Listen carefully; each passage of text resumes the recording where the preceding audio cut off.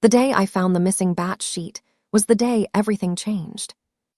I had been operations manager at Halden Plastics for 15 months, responsible for production schedules and quality logs. My job was largely paperwork, coordination, and small decisions that kept the plant humming. I liked that. Predictable problems, clear fixes. The plant manager, Marcus Hale, ran things loud and fast and expected me to make his chaos look orderly. I did that until I noticed a number that didn't add up. A supervisor named Jory asked me to sign off on a release form for a shipment to a hospital supplier. The form looked routine, but a line in the quality log referenced a stress tolerance test that I had never seen. When I checked the testing folder, the most recent entries were blank for a week. I pulled the CCTV timestamps for the test bay and found clips showing the machine running for 20 minutes, enough for a proper test. But the test report in the database was empty. There was also a folder labeled Retail Returns, with notes that conflicted with the serial numbers on the release form. I printed the documents and sat in my office with them spread out. The numbers were small on their own: one missed test, an altered serial, a late repair logged as complete. But when I traced the parts back through the system, the pattern widened. Repaired seals that should have been scrapped were pushed back into production. Failure rates were underreported. A single client, the hospital Supplier, had received 6 batches with belated or missing test records in the past quarter. If anything failed in their wards, it could mean patient harm. I wanted to be methodical. I pulled previous months of logs, cross-referenced maintenance tickets, and spoke to 2 testers who still worked nights. Both admitted reluctantly that tests were often sampled after Marcus told them to speed things up. "He says the customer wants deliveries on time," one told me. "Says paperwork can follow." When I mentioned scrapping defective seals, she looked at me and said, "We don't scrap here. We rework or we move it along." I took the files to Marcus. He was standing over the production line when I found him, shouting into a radio about a jam. I held the stack of papers between us like a shield. "These are missing test reports," I said. "These 6 batches were released without documented stress testing. The seals were flagged as reworked, not scrapped." He didn't look at the papers for more than a second. "We can't delay shipments, Dan. Orders are tight. If you want to get picky about every little signature, you'll stop us all week." "This isn't a signature," I said. "This is safety data. If a part fails at a hospital, we could be liable. We should recall the latest shipment until we verify." He laughed, low and flat. "You'd recall $1 million order because of a missing line on a spreadsheet. You always did have a hero complex." We argued in front of the line. Workers glanced up. Marcus spoke quietly to the foreman and then to me. "Either you learn to make things work or you find another job. We don't have time for this." I left his office with the copies. I should have gone to legal or compliance then. Instead, my reaction sealed the rest. I pushed. I emailed the client's procurement manager expressing concern and asked whether they'd accept a delayed confirmation while we verified test data. I copied Marcus, because if I was going to blow the whistle, I wanted to do it transparently. Marcus called me into HR the next morning. The director, a woman named Priya, read a short statement about performance and misalignment with company priorities and asked for my badge. She smiled the practiced smile of someone who'd done this many times.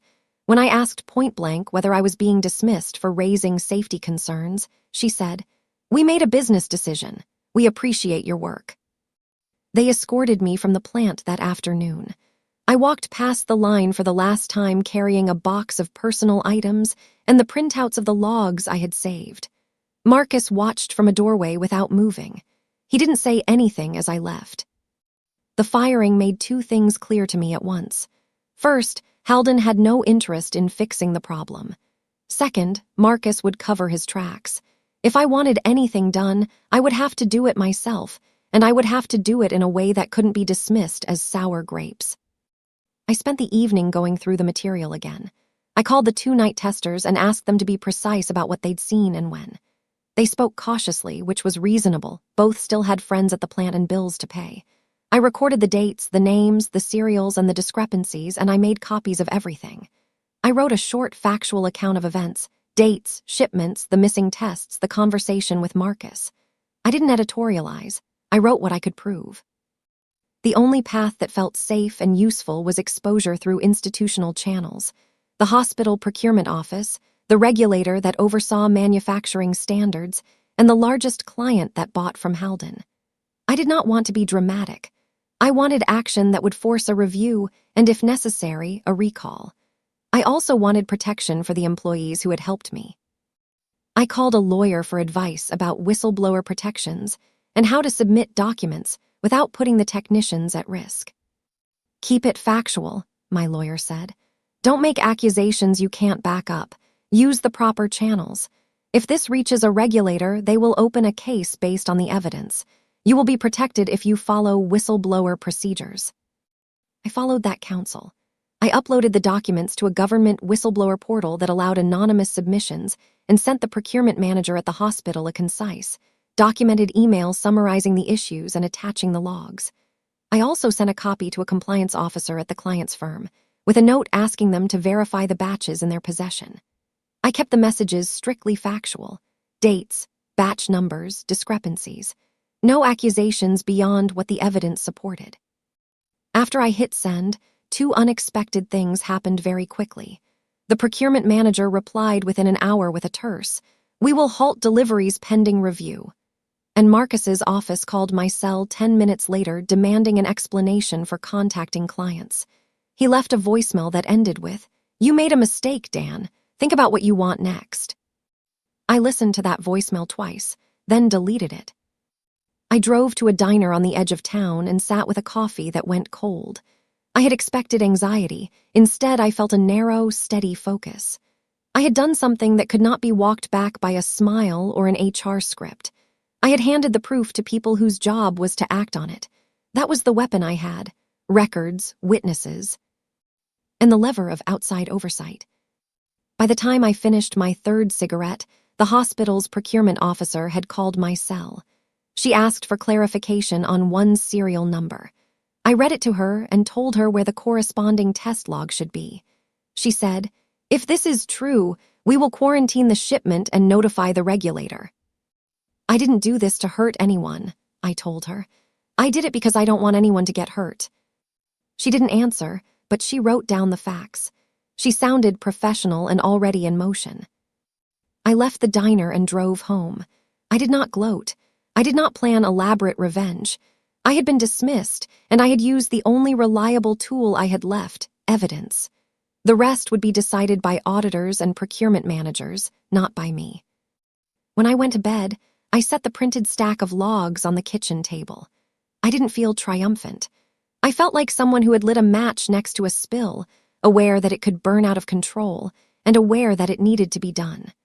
The next morning would tell me whether the match had found tinder or whether it would fizzle in a pile of corporate excuses. The next morning, the regulator's case officer called me directly and said they were dispatching an inspector to Halden within 24 hours. I gave the inspector everything I had: the printed logs, timestamps from the CCTV clips, the names of the two night testers and their statements, and copies of the emails I had sent to the hospital and the client's compliance team. An inspector named Omar arrived at the plant before noon with a clipboard and a polite but firm manner. He asked to see the original test logs on the production server. Marcus met Omar in the lobby and offered a short tour before handing over a sealed drive that Halden's IT person said contained the requested files. Omar asked for unrestricted access to the server. The IT person hesitated and then, under the inspector's direction, provided system access. Omar ran a timestamp check and then asked for the maintenance logs. The digital metadata showed recent edits to several test reports. Entries had been created or modified after the batches were shipped. The logins tied those edits to accounts belonging to two supervisors and, curiously, a manager-level account that Marcus used. Marcus's expression didn't change at first. He told Omar the edits were clerical corrections. Omar asked whether Halden retained immutable backups. Halden did not. Omar wrote deficiencies on his clipboard and said they would need physical copies, further interviews, and the CCTV archives. He also sent Halden a formal request for all email correspondence related to the shipments. Inside the plant, the night testers were brought in for private interviews. They repeated what they had told me, Tests were sometimes run against sample pieces after production, and instructions to speed things up came from management. One of them, a woman named Marla, said Marcus had once told the testing team, "If the customer calls, tell them the paperwork is on its way." She looked down when she said it. After Omar left, the company's legal team called me through my lawyer to say that Haldon would be conducting an internal review. They also asked for the return of any company documents I had taken. I explained that I had submitted material through official channels and that my lawyer would handle further communication. Haldon's outside counsel responded with a polite but sharp letter asking me to preserve evidence. It mentioned potential legal exposure for the company and asked me to refrain from contacting employees. 2 days later, the hospital's procurement team completed their own quick inventory and found the batches I had flagged. They placed a quarantine hold, sent samples for independent testing, and canceled the pending deliveries. The client's compliance officer forwarded their findings to Haldon's board with a note. "This requires immediate action." A major client pausing purchases was the lever that finally made Haldon's leadership treat the matter as urgent rather than inconvenient. The board convened an emergency meeting. Marcus offered an explanation: a backlog, poor record keeping, and pressures to meet delivery windows. He proposed corrective training and a promise to tighten processes. Omar's report had already gone to the regulator, and the regulator's preliminary findings contradicted Marcus' narrative. The metadata made it clear that significant edits had been made after the fact, and multiple witnesses had provided consistent testimony. The board placed Marcus on administrative leave pending a full investigation. He denied wrongdoing in a terse email to staff and blamed systemic issues rather than decisions. Haldon's PR team issued a short statement promising cooperation. Marcus's tone in private meetings hardened. He called the inspectors overzealous and accused the clients of overreacting. He also started calling former contacts at procurement and legal, trying to make the case that this was a misunderstanding. The internal forensic audit found a pattern beyond the initial 6 batches. Over the previous year, there were repeated instances where tests were logged after shipments or altered to show passing results. Several managers had signed off on reports that contained timestamps inconsistent with the CCTV. The auditors pulled email threads showing Marcus had instructed supervisors to prioritize deliveries and to handle paperwork after the run. Those emails were not explicit orders to falsify results, but combined with the altered records and witness accounts, they demonstrated a management culture that tolerated and effectively directed shortcuts. Haldon's board accepted the forensic team's conclusion. The company's processes had been systematically manipulated to meet delivery targets. They terminated 3 managers for cause, including Marcus. The regulator issued a fine to Haldon and required a corrective action plan that included independent oversight, mandatory retention of immutable backups, and a recall of the affected batches.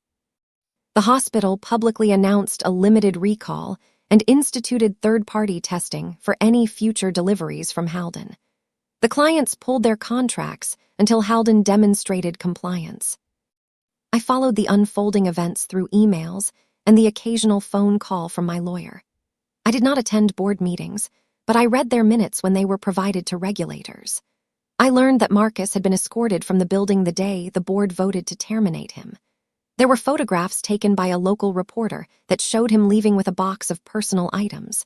The paper ran a short piece that detailed the regulator's action and quoted the hospital's procurement head. My motive had never been to humiliate Marcus personally. It was to stop unsafe product from reaching people who trusted it. Still, seeing him removed felt like an inevitable resolution. A manager whose system depended on moral compromises did not survive scrutiny. The company did not collapse, but it lost contracts and was forced into a costly compliance program. Several employees who had spoken to inspectors were reassigned with protections. Omar told me they had been granted anonymity in the public filing. There were consequences for me, too. Haldon's counsel filed a claim asserting I had breached company confidentiality and sought damages. My lawyer prepared a defense and reminded me of the protections for whistleblowers under the relevant statutes. The regulator's involvement and the hospital's quarantine strengthened my legal position. Halden eventually withdrew its claim as part of a broader settlement that included a non-disparagement clause and a modest financial payment to me. I accepted the settlement after consulting my lawyer. I did not want protracted litigation. A month after Marcus's departure, the hospital offered me a short-term contract as an independent compliance consultant to help redesign their vetting of suppliers. They said they wanted someone with inside knowledge of production processes who had acted with evidence and restraint. I accepted the contract. The work was practical: mapping procedures, drafting supplier audits, and setting up clearer communication protocols between procurement and manufacturers. It felt like a direct, constructive outcome from a difficult situation. Months later, Halden implemented the required changes and passed an independent compliance audit. They retained some of their contracts, but at lower volumes and under stricter oversight. Marcus faced further investigation by authorities, and while I did not follow his legal outcome closely, the company's internal records and the regulator's report were sufficient public record that his professional reputation was effectively ended. I visited the plant once, months after the scandal, to meet Marla and the other technicians who had cooperated. Halden had installed a small notice in the break room about the new reporting line and secure data backups. The technicians looked relieved. The job was still hard, but they said they no longer felt pressured to speed things up at the expense of tests. We sat in the quiet of the break room, and I felt the story close in a practical way. No speeches, no dramatic confrontations, just changes in how the work was done. The revenge I had wanted, if revenge is the right word, was not theatrical. It was the removal of an unsafe practice and the accountability of the person who had been its public face. I did not get to see Marcus humbled in a courtroom with a dramatic confession. I saw losing contracts, removal from authority, and the slow erosion of the professional standing he had used to shield shortcuts. That outcome was sufficient. I kept the printed logs for a while, then filed them with my lawyer's office and let the copies go. I took the hospital contract for 3 months, completed the scope, and declined to accept a full-time position. I wanted distance. I had done what I set out to do: stop the shipments and change the incentives that had allowed the shortcuts. The last time I drove past Halden, the sign was still there and the lot had a few fewer cars. I did not feel triumphant. I felt steady and tired in the way someone feels after finishing a long task correctly. The plant would continue to operate under new rules. Some people would keep their jobs, some would not. Marcus's departure closed one chapter. The process change that followed was the real end of it. Next story. The morning my shop went dark, I was already at the bench, hands stained with dye and wire filings in the grooves of my thumbnail. I make glasses frames by hand, bent brass, fine-filed hinges, lenses cut to order. And for 6 years, my little online store paid the rent and kept my mother's medication on schedule.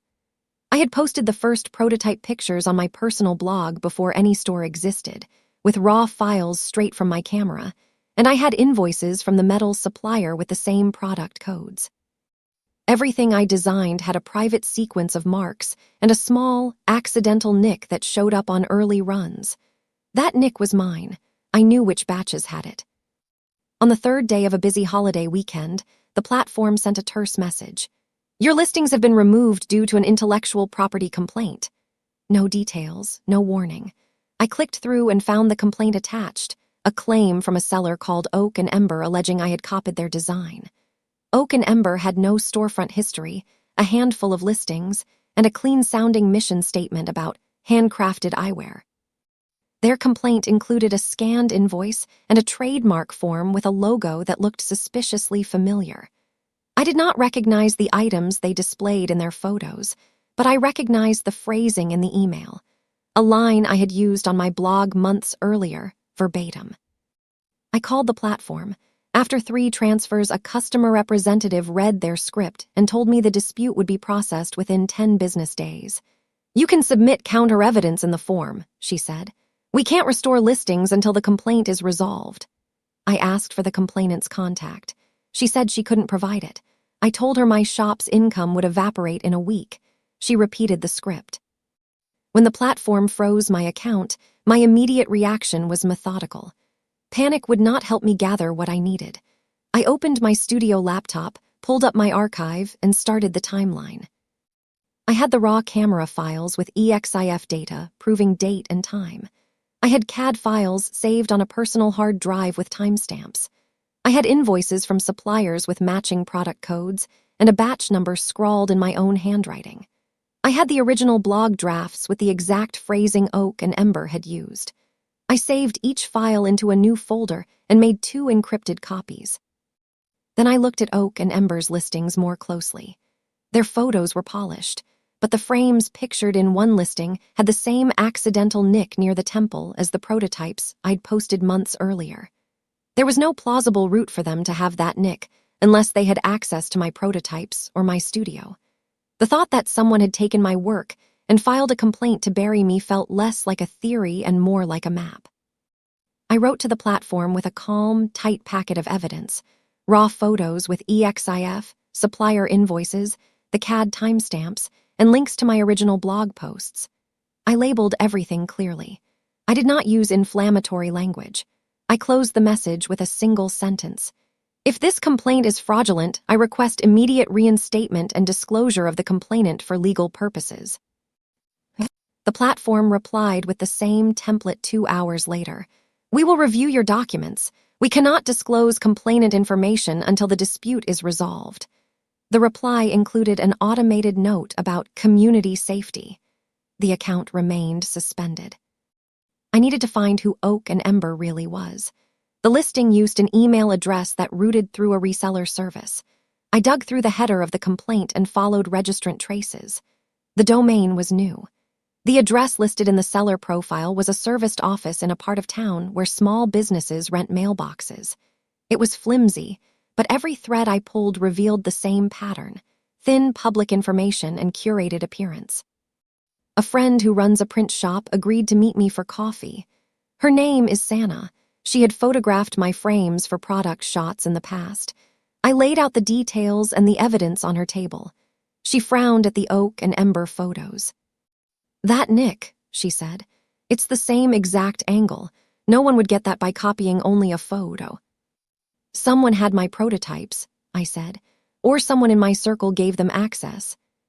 Sana leaned back and said, People copy, but they don't usually file a takedown to kill the original unless they want the market to themselves. Did you piss off anyone lately? I thought about the seasonal fair 2 months earlier, where I declined to partner with a vendor who wanted to rebadge my frames as their own. I'd argued with a fellow maker, a slick seller named Jonah, who runs a shop of replicas and designer knockoffs. Jonah had a grudge and a wider distribution channel. I hadn't accused him then. I'd left with my pride intact and my anger quiet. Now, everything pointed to deliberate sabotage, and Jonah was on the list of people with access or motive. I called Jonah and got his voicemail. I left a short message. We need to talk, call me. He didn't call back. That afternoon, I met a lawyer who specialized in small business IP work. She listened without interrupting and then asked for the evidence. She liked the timestamps and the invoices. She noted the accidental nick and said, That's a strong marker if you can show it existed before their listings. She recommended 2 things. Escalate the counter notice immediately with the platform and begin documenting a public record of creation that would make the claim of prior ownership indisputable. Also, she added, if someone is gaming the system to remove you, we can seek disclosure through legal channels, but that takes time. If you want to hit back faster, you can assemble proof that Oak and Ember is misrepresenting itself as a handcrafted studio. I left her office and went straight to my bench. I fed a sheet of brass into the jig and filed a tiny notch where the nick would be, but different, a discrete mark only visible under close inspection.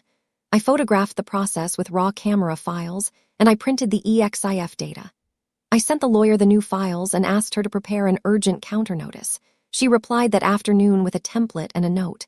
File in the morning. Demand immediate reinstatement. Reinstatement might restore sales, but it wouldn't punish whoever had tried to bury me. I wanted 2 things, my shop back and whoever was behind Oak and Ember exposed so they couldn't hide and repeat it. I crafted a different move while the lawyer worked on the counter notice. I created a small, anonymous account on a popular handmade community forum and posted a clean, factual message outlining my case. Original photos, timestamps, supplier invoices, and a side-by-side comparison of Oak and Ember's listing. I did not name names. I attached the raw files and asked whether anyone had purchased from Oak and Ember or recognized their return address. I closed with, "If you've been contacted by Oak and Ember, please share what they asked for." The thread went quiet for a few hours. Then a message appeared from a user who said they had received a promotional sample from Oak and Ember in exchange for a review. They posted photos of a bulk stamped card included in the package and a shipping slip with a warehouse address outside the city. The shipping slip showed the same batch codes that matched an overseas manufacturer known for volume frames. The photos were not of handcrafted items. They were mass-produced. I saved the post, downloaded the images, and copied the shipping slip. The pattern began to clarify. Oak and Ember had assembled an appearance of craftsmanship, used my distinct early prototype markers to claim ownership, and triggered the platform's takedown process to remove competition while their mass-produced goods moved in. I read everything twice and arranged the files into a single PDF. My hands trembled only once when I added the last page, a screenshot of Jonah's shop with overlapping product photos and a matched supplier name in the back-end metadata. It was not proof he filed the complaint, but it connected him to a network that could have. I could have filed a subpoena and pursued legal disclosure, but that would be slow and public in the wrong way. I wanted immediate reversal and a public clearing of my name. I opened my email, attached the PDF, and addressed it to a well-known blogger who runs a monthly column on handmade marketplaces. Her audience trusted her to vet sellers. I wrote 3 short lines of context and hit send. When the outgoing tone shifted from calm method to a small, cold satisfaction, I stopped breathing for a second. The email left my outbox. I sat back and watched the cursor blink like a metronome.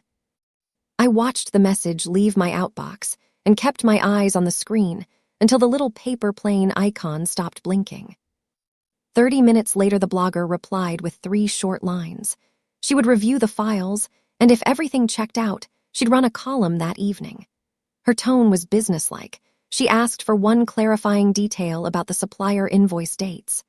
I sent the dates and a photo of the original prototype with the nick visible under magnification, then closed my laptop and returned to the bench to file a fresh hinge while I waited. The post went live at 9. The blogger led with the raw evidence, EXIF data, supplier invoices, and the comparison photos, and framed it as a journalist's inquiry rather than an accusation. Within an hour, the thread drew comments from makers, buyers, and a handful of journalists who followed marketplace disputes. A user who had ordered from Oak and Ember uploaded high-resolution images of the package and the warehouse slip. Someone else recognized the warehouse as the same fulfillment center that supplied a network of volume sellers. The narrative assembled itself quickly from small, public pieces. The platform's notices started arriving as the story spread. They contacted me first with a terse apology and a request for any additional documents. Then they posted a notice on Oak and Ember's storefront saying the complaint was under review. The platform also suspended the complainant's account pending verification of identity. I received a separate message from their trust and safety team saying they were investigating the complaint trail and the seller's registration details. That morning, I got a call from Santa. Her voice was sharp in a way that meant she was angry on my behalf. "Jonah's profile is getting pulled into the thread," she said. "People are posting metadata from his listings. He used the same supplier name in a back-end field." I felt the hair on my arms lift. I hadn't accused him directly, but his network had shown up in the evidence and the community had done the rest. Jonah called me twice that day. The second time, his voice was flat with a practiced calm. "Look, this is business," he said. "Settlements happen all the time. You can take your listing down voluntarily and we'll part ways." I told him I had no interest in bargaining. "Then talk to your lawyer," he said, and hung up. The platform reinstated my listings 3 days after the post, with an explanation that cited the new evidence and a temporary reversal of the takedown. They refunded the fees for the removal period and flagged the Oak and Ember account for further action. The seller's contact details, which had been opaque before, were now associated with a fulfillment address and a cluster of other questionable storefronts. The Trust and Safety team froze several related accounts and began a formal review for fraudulent claims. That wasn't the end. A small distributor in the comments recognized a packing label and messaged me privately. The label matched shipments he'd received from a regional broker who supplied knockoffs to resellers. He agreed to supply invoices if I needed them. I forwarded everything to my lawyer, who updated the counter notice and prepared a draft cease and desist to send to the broker and to Jonah if necessary. The momentum I'd started with the blogger's post had opened a trail. Institutions that had been slow in isolation were suddenly moving because the public record made them accountable. Jonah tried one more angle. He filed a short complaint with the platform claiming defamation and demanded the blogger retract her post. The platform replied that the post fell under fair reporting because it linked to primary documents and did not assert facts beyond what the documents showed. Jonah's seller profile was placed under investigation for both fraudulent complaints and possible coordination with third-party sellers. Within a week, his primary storefront lost privileged placement. Several of his regular buyers closed accounts citing risk. I did not celebrate the practical consequences for him. I cataloged them. I updated my own listings with additional provenance, close-up photos, process videos, and a short provenance statement explaining how I made the frames and where materials came from. I registered my mark and began the process of trademarking the logo and a specific design element. The lawyer advised that trademark would not prevent a takedown, but would strengthen future legal claims. The platform offered me a slow roll of protections after the incident: priority support, better dispute handling, and an option to require additional verification for anyone who filed IP complaints against me. It was not a perfect fix, but it reduced the chance someone could quietly blackball my shop again. I accepted their terms and added two-step verification on every account and a watermark policy on preview images.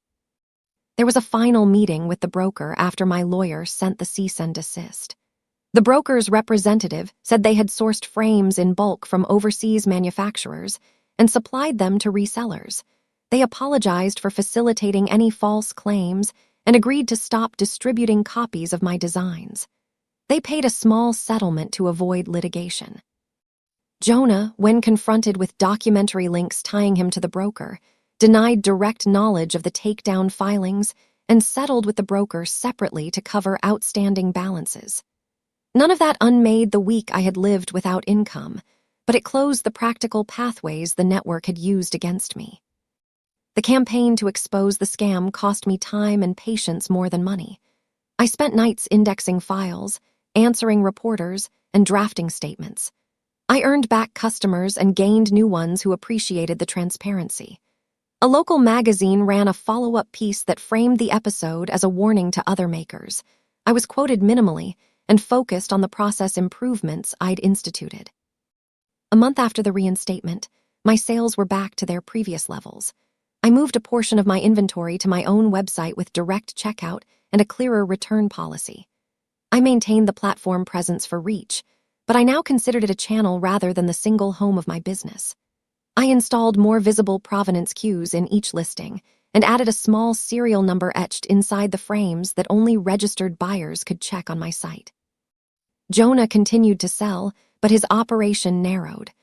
Third-party resellers who had bought from the broker distanced themselves once documentation linked the supply chain to questionable takedowns.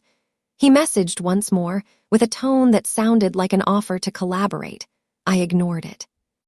When I finally closed the shop on a quiet Sunday afternoon and sat for the first time without tools in my hands, it was not a moment of triumph.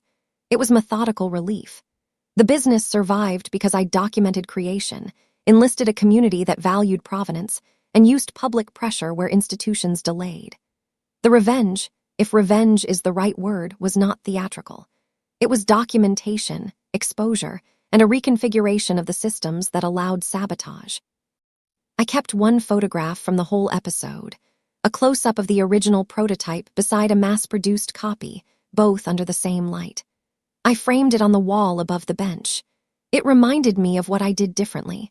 I had made the work visible in ways that could be verified, and when someone tried to erase me with paperwork, I responded by making the record clearer and public. Business returned to its steady rhythm. I stopped posting raw drafts online and moved early prototypes into a private archive, but I kept sharing the process with real-time photos and batch numbers tied to purchase receipts. People who bought from me knew exactly where their frames had come from. That transparency was the smallest form of protection and the most direct response I could give to anyone who tried to take what I built. In the end, Oak and Ember disappeared from the platform and from public listings tied to that cluster of sellers. Jonah's visibility dimmed. My shop reopened, my name stayed attached to the work, and the channels that had tried to bury me were narrowed. The result was not dramatic in a movie sense, but it was decisive. I reclaimed my business through records, community, and steady legal steps, and the system that allowed the attack required repair. I filed the last folder of evidence with my lawyer, updated my listings, and went back to the bench to finish a pair of frames for an order. Next story. The call came at 6 a.m. We've had a change. Mrs. Albright wants to work with Marin instead. I sat up on the couch with my phone still on the coffee table and told Jenna, the venue manager, she must be mistaken. "You promised me the date," I said. "We signed the deposit last month." She sounded tired, like someone already 3 steps into an explanation. "Something came through. A signed contract with their logo. It looks clean. I don't want to fight in the office, I'm sorry." I dressed while I argued details into my scarf pocket. The Albrights were my clients for 12 months. Vendor choices, seating diagrams, late-night calls about flowers, everything mapped to a shared folder I'd set up for them. I had the invoice with the deposit cleared, the message threads, and 3 versions of the seating chart that showed changes the bride asked for 2 days earlier. None of that mattered to the manager's signed contract. At the venue, the receptionist handed me a printed copy of the contract that had supposedly replaced ours. The signature block had an ink splotch I recognized from a clerk's pen. The contract date was last week, after our deposit cleared. I pointed this out. Jenna shifted in her chair and said, "It's on the record now. Marin's team brought it in." Marin? I had worked with her at 3 vendors years ago. She'd moved into full-service planning and had started undercutting rates in town. She was charming in client meetings and quick to smile for vendors. She'd also eyed my clients at a few events. I had never accused her of anything, but I'd noticed overlaps. The same florists, the same photographers, calls her assistant made to venues the afternoon after I met with a couple. I asked to call Mrs. Albright. Jenna hesitated and then passed me the phone. The bride's voice was distracted and polite. "We had a miscommunication," she said. "Marin sent something and I thought—" I listened for longer than I should have. She had the same ring of certainty I'd heard a dozen times when someone meant to be kind and wanted out. "I'm sorry, Isaac. I didn't mean to hurt you." "I don't want apologies," I said. "I need to know who signed that contract." She said the signature came from someone who had emailed her directly, a PDF she'd clicked and returned. I asked her to forward the email. She agreed to try and promised to send whatever she had. Back at my studio, I pulled the folder where I kept the Albrights' documents and ran a quick audit. Everything I had was dated and cross-referenced. Supplier invoices, text threads, a payment confirmation from the venue showing my deposit cleared on the same day the new contract was dated. I downloaded the email the bride forwarded and opened the PDF. The message header showed a sender that used a free webmail address masked as Marin's company. The PDF metadata was minimal, but the file's creation timestamp was 2 hours after I had sent the Albrights a revised timeline. Someone had prepared this after our last conversation. I called Marin. Her assistant, Leela, answered and said Marin was booked at a vendor fair but that she could send over the paperwork. I asked if Marin had met with the Albrights in person. Leela said yes, they met at a coffee shop. "Mrs. Albright just needed reassurance," she said. "We formalized it." I asked Leela if she could send the contract's original email from her outbox for verification. She paused and then said she'd check. She did not send it. I started calling vendors. The florist confirmed they had been asked to work with Marin last week, and were holding a tentative date. The photographer said he had been told to place a hold by Marin Events, but had a written confirmation from me on file. The caterer sent me a text with screenshots of a message from Marin's number asking about menu adjustments at noon the day the supposed contract was signed. The messages were real enough to show coordination. They didn't explain the signed venue contract. When I marched back to the venue, the manager had a stack of emails and a polite, rehearsed defense. "We have to enforce the most recent signed agreement," she said. "I can't unring the bell." I asked to see the original email chain that arrived with the contract. Jenna folded her hands and said she would only share what the venue's legal team allowed. She offered to mediate a meeting with Marin and Mrs. Albright at the office that afternoon. I agreed because appearing reasonable mattered, even when I was being railroaded. At the mediation table, Marin was all soft edges, her hair pulled back, her smile steady. "I'm sorry this is upsetting," she said. "We were contacted and the client confirmed. If there's overlap with your work, we can coordinate."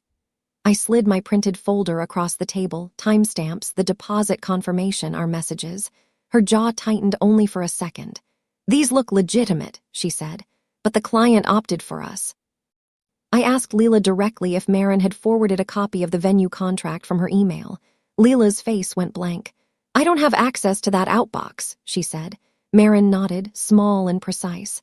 "I trusted Mrs. Albright's decision," she said. "If there was a forged document, that's serious." She offered to step back if the evidence showed fraud. Her offer sounded generous. It also sounded safe. I left the venue with the feeling of a hand closing around my throat. I was not surprised that someone would try to take a date away. Competition was normal. What bothered me was the method. A signed piece of paper that contradicted every trace I had of the client relationship. Whoever produced it had either direct access to the venue's contract files or to the client's inbox. That night I sat at my small kitchen table with a laptop, 2 empty coffee cups, and a new plan. I made 3 lists: people with motive, people with access, and anomalies in the contract itself. The anomalies were small: an incorrect clause number, a misspelled vendor name, a different notary stamp style, but persistent. I also pulled the venue's public Wi-Fi login logs I had once requested for another client. The venue had to comply with a law that recorded devices that accessed their network when signing in as guests. I filed a request for those logs under the statutory access rules. If Marin or her assistant had visited the venue to hand-deliver a contract or use the front desk computer, the logs might show it. I called a friend who does digital forensics, explained I needed to verify whether a PDF was created on a specific machine, and asked what evidence could tie a file to a person without breaking laws. He said metadata, email headers, and logs could build a chain, but it required patience. "You'll need cooperation from the venue and the client's provider," he warned. "You can't force them without legal steps. Legal steps take time." Time was what Marin had bought by filing the contract, and what I had lost. Before I went to sleep, I drafted an email to the Albrights asking for any copies of messages or files they hadn't yet sent. I asked for the precise time they clicked send on the contract email, and whether they had used a mobile device or the house desktop. I kept the tone neutral. I wanted facts, not guilt. Then I booked a meeting with a lawyer who handles small business disputes and prepared to show up with my lists, the Wi-Fi request, and the vendor's texts. The day ended without resolution. My calendar for Saturday had a gap where the Albrights' rehearsal should have been. Jenna had been polite, Marin had been measured, and the bride had been polite and confused. I had a deposit in my account and a printed copy of my planning timeline. I also had a suspicion. I believed the signed contract was manufactured by someone who knew how to push papers through a desk, not someone who simply convinced a client. Sitting at that kitchen table, I decided I would not let the date vanish on a polite statement. I would confirm how the contract was created, and if it was forged, I would make sure the route it took could not be used again. I filed the Wi-Fi access request that night and met the lawyer first thing the next morning. We sat in her office with 2 black coffees and the folder I'd carried from the venue. She read everything once, then set her pen down and said, "We'll ask the venue for their visitor log and network records. If those show a device on the date in question, we can demand the email headers from the client's provider and issue a preservation letter to anyone who might have touched those files. The venue's lawyer stalled at first. They liked avoiding paperwork. But once my attorney sent a formal notice citing the statutory right to records for contractual disputes, the venue produced a modest packet: visitor sign-in sheets, CCTV timestamps for the front desk, and a server log showing devices that used the guest Wi-Fi on the day the contract was uploaded. The sign-in sheet contained a scribble I'd seen before. The receptionist's looped L for Carl. The server log matched a device ID to the time Leela claimed Marin had stopped by to drop off a brochure. I took copies of those logs to Mrs. Albright and asked for the forwarded email again. She sent it with the headers intact this time. The metadata showed the PDF was attached from a public IP registered to a small business center 2 blocks from Marin's office. The from address on the forwarded mail differed from the one displayed in the PDF. The envelope had been rewritten. My forensics friend ran the headers and found that the upload had originated from the reception desk IP at the venue between 10:12 and 10:15 a.m. The same window the CCTV showed Carl standing at the desk with a paper in hand. I called Carl and asked to meet him at the venue. He kept his voice light when he answered, but his silence on the call said he had already noticed the log entry. At the desk, he was older than I expected and careful with his words. "We do a lot of scanning," he said. "People drop paperwork. Sometimes they ask us to scan an email." I asked whether he remembered scanning anything for Marin or her assistant on the morning in question. He hesitated and then admitted he had scanned a file and emailed it at a client's request because their printer was down. I asked to see the scanned PDF he had emailed that day. He opened his terminal and pulled a document from an archived folder. It was the contract, but the signature block looked different from the one on the venue's file. When I compared the two on my laptop, the forged one had a pixel-level irregularity around the ink splatter that matched a cheap stamp, not the fountain pen signature I'd seen in earlier emails from Mrs. Albright. Carl's face lost color. "She gave me a paper to scan," he said. "Said the client wanted it quick. I didn't check too closely. I just scanned and sent. I thought it was all above board." I asked whether he could recall who handed him the paper. He swallowed and said he remembered a woman with a navy coat who had laughed and said, "Just run this through, thanks." I asked for any CCTV clip of the front door from that hour. He produced it with a trembling hand. The footage showed a woman in a navy coat arriving at 10:05, standing at the desk for 2 minutes, then leaving. Her face was partially visible. I paused the clip and sent the still to my phone. Leela's assistant had posted a photograph of herself at a vendor fair that day in a navy coat. The angle and coat details matched. It was not a smoking gun, but it was a thread to pull. My lawyer drafted a preservation letter for Marin's company and a demand for the original email from her official account. We served it the same afternoon. Marin replied through counsel that she had no knowledge of any forged contract and that her team had acted in good faith. Her assistant, Leela, texted me a short message asking if we could settle quietly. I sent the message to my lawyer and did not answer. 2 days later, the venue's independent auditor produced a fuller set of logs. The timestamps and packet records showed a file transfer originating from the desk IP that matched the upload. The packet metadata resolved to a workstation name that the venue IT team recognized as the front desk terminal. When presented with this, Carl's story collapsed into a single admission. He had scanned the paper and sent it using the venue's email template at the request of someone who asked him to just make it official. He couldn't positively identify the woman in the navy coat as Leela, but under the weight of the record, he acknowledged that he had been careless and should have asked for proof. With that record in hand and the forwarded email headers showing a different originating address than the PDFs displayed from, my lawyer scheduled a 3-way meeting with the Albrights, the venue manager, and Marin. I asked to be there. At the table, Marin looked smaller than she had at the mediation. She was quieter and more guarded. We went through the logs and the CCTV freeze frames. When presented with the front desk scan and Carl's admission, Leela's voice broke once as she tried to explain the navy coat. "It was me," she said. "I went by the venue that morning. I wanted to make sure everything was set. I handed Carl a paper and asked him to scan it so Mrs. Albright could have a PDF quickly. No one at the table believed she had authority to produce a signed venue contract. I asked whether she had Mrs. Albright's authorization to sign or to present a signed contract. Leela's answer was evasive until Mrs. Albright, who sat stone-faced, said she had never authorized Leela to sign anything. Under direct questioning and the prospect of a formal perjury statement, Leela's story unraveled. She admitted she had prepared a contract using a template and had copied a previous signature from a scanned image to make it look authentic. She insisted she had done it because Marin told her to secure the date quickly. Marin's counsel objected and said their client never asked for forgery, but the room had the logs, the scan, and the CCTV.